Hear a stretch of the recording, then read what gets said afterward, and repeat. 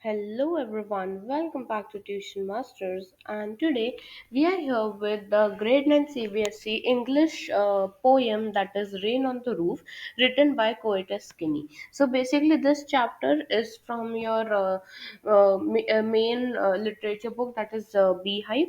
So this is a poem basically, and today we are going to discuss about that.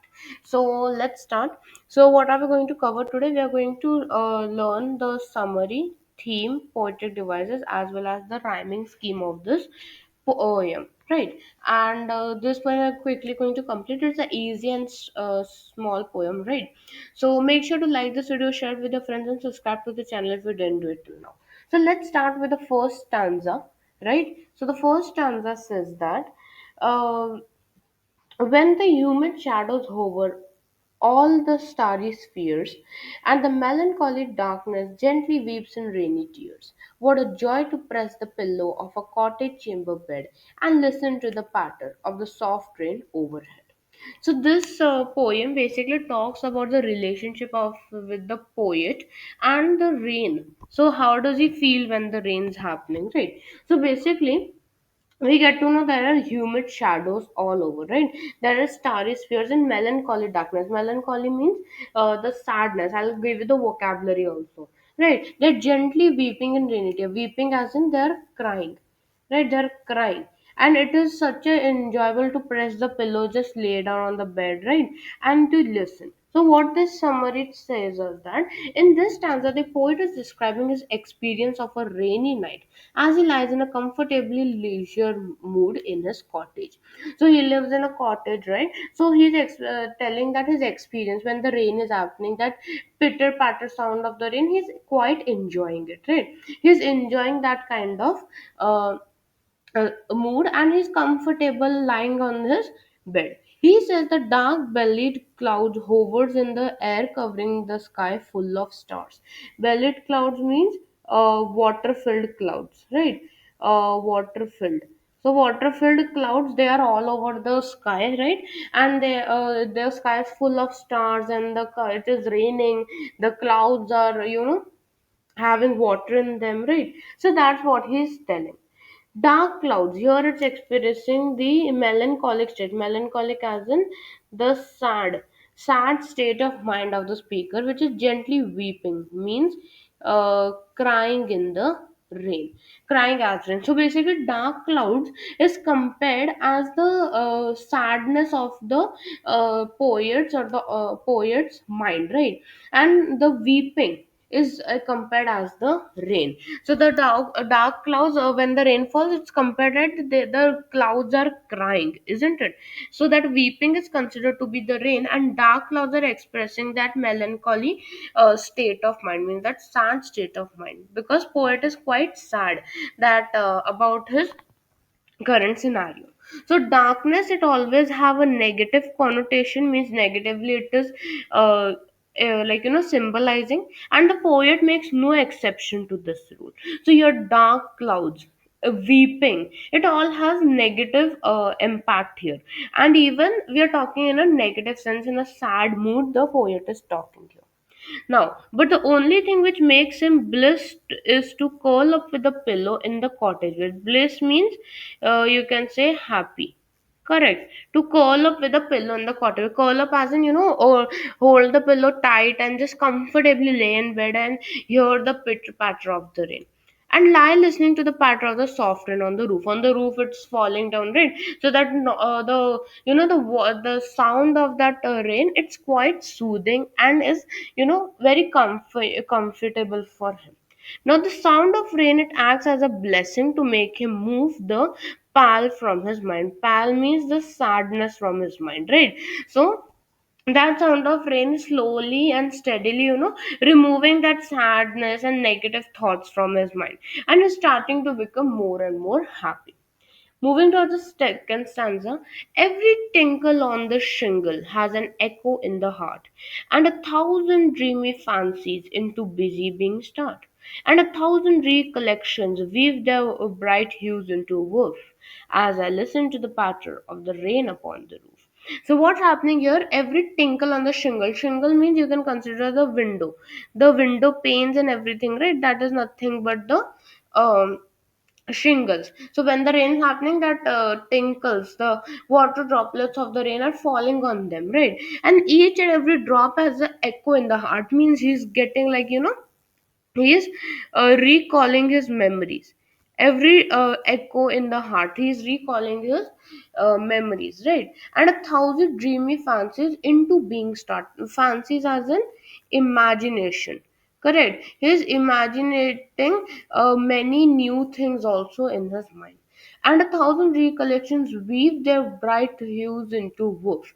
Means they're weaving many, how we weave a cloth by taking different threads we join together and make a cloth, right? So similarly, that kind of in his mind also, that collections are coming and they're making a story for him. The story as a memory. Now, as I listen to the patter of the rain upon the roof, so as the pitter patter sound of the rain is coming, so that's how he is realizing it. So let's see. Now, in the second stanza, we see the poet is describing how every raindrop on the shingles of the roof has an echo of the life in the heart. Shingle is like in the roof part or window part, it's there, right? The shingles. Now, they are having an echo of life. Echo of life as in the realities, the realities you're talking about, right? Which will understand that he gets in mind about the memories of his mother, isn't it? Mother and the siblings. So he gets as each and every droplets are coming, he's getting new memories in his mind. That is how it is compared. Now, the poet is recounting pleasant and fanciful recollections associated with his life through each droplet on the shingles. So the poet, he's recounting, recollecting, and bringing back all the pleasant and fanciful recollections of memories which are related and connected with his life. Whenever each and every drops are coming, he's recalling more and more new things, right? Now, besides, they're having an echo in the heart, the rain creates many new different dreams and imaginary thoughts in his mind.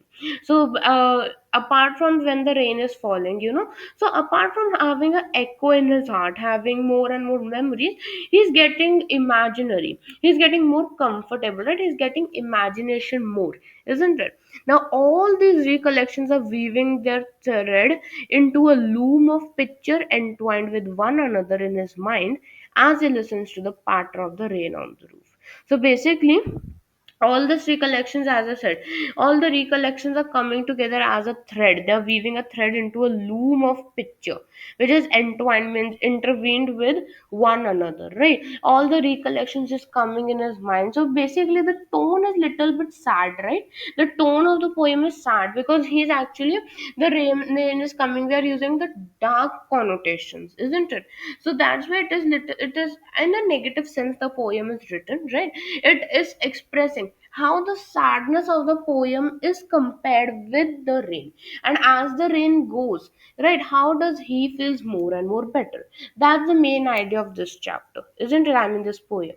Now, stanza number 3. Now in fancy comes my mother, as she used to years agone, to survey her darling dreamers, ere she left them till the dawn. Oh, I see her bending over me as I list to this refrain, which is played upon the shingles by the patter of the rain. So basically, now what's happening is the poet says that in fancy, as I said, fancy means what? Imagination.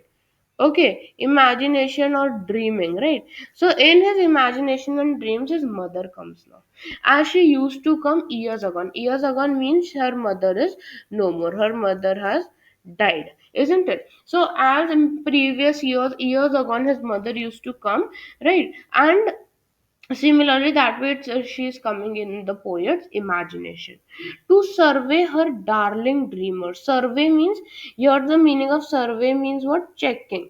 Correct. The survey here means checking upon, like looking for the darling dreamers. Now, who are the darling dreamers of the mother? The darling dreamers are nothing but the siblings of the poet. the siblings, the brothers or sisters, they are considered as the darling dreamers. Okay, now ere she left them till the dawn. Ere means what? Ere is nothing but before. It's just a poetic sense to use ere, so that the meaning is before.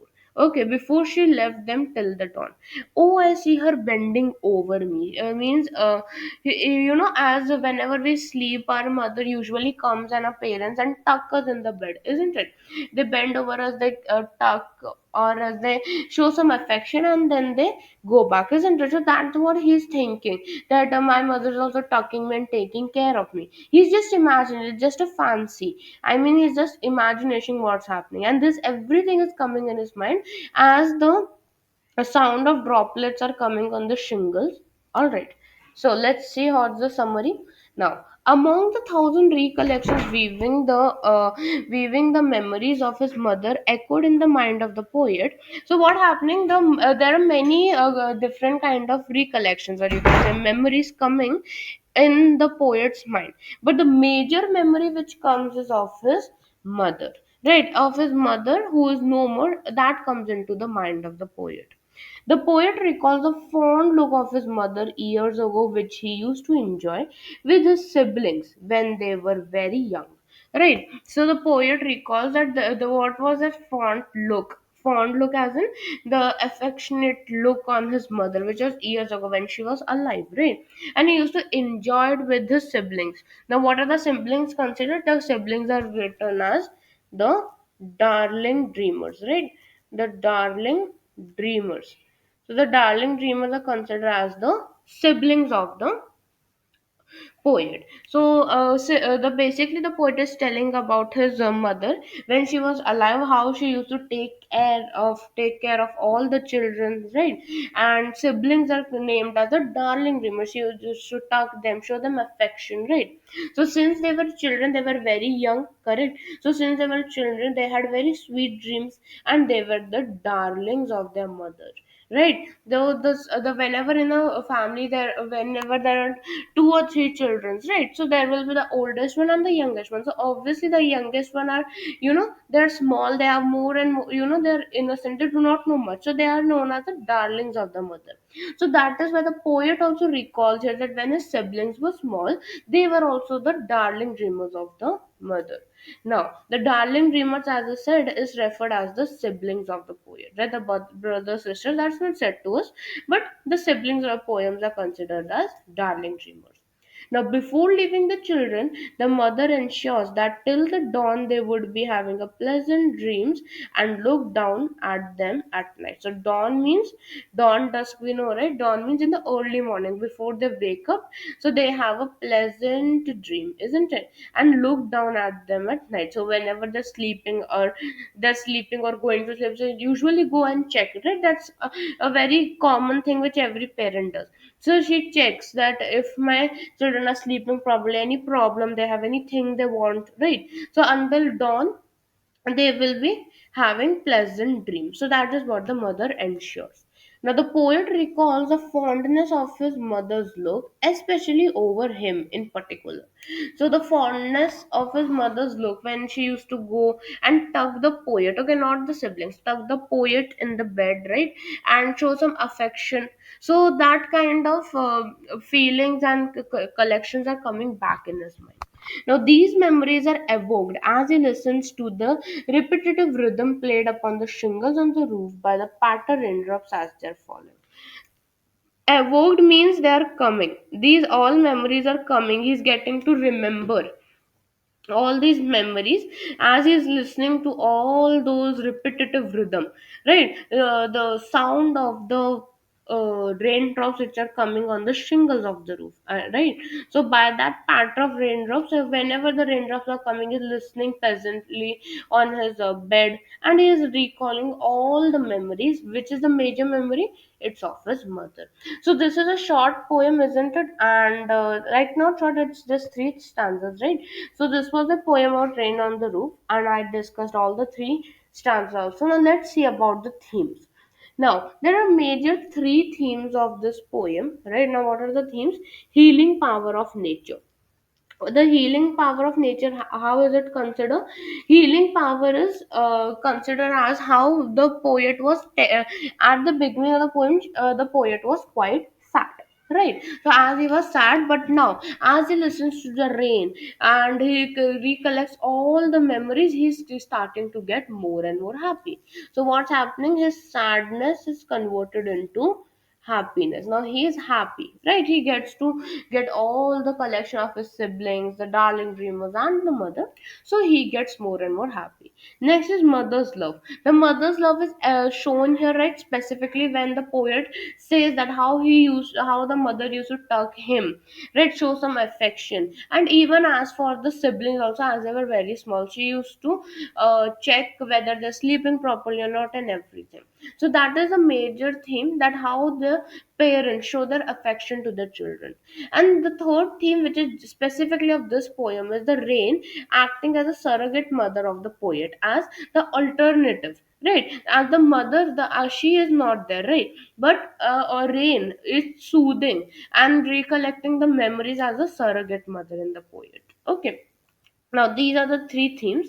Now talking about poetic devices, there are few poetic devices and there are some new ones also. So let's discuss. First one is alliteration. We know that the first letters, correct? The first letter of the word, right? When they are repeating, we know it as alliteration, like humid hover, H and H, correct? Then we have starry spheres, correct? SS.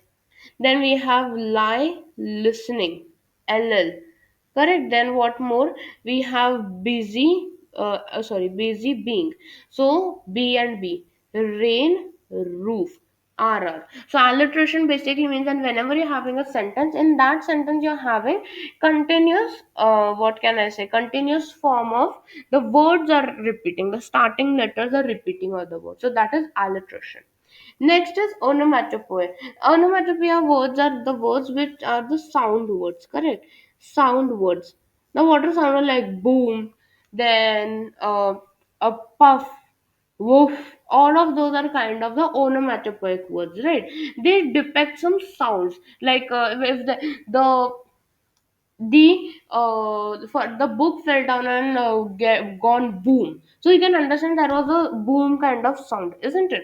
So such sound words are known as the onomatopoeic words. First one is patter. You can understand pitter patter of the rain, that is the sound you can imagine.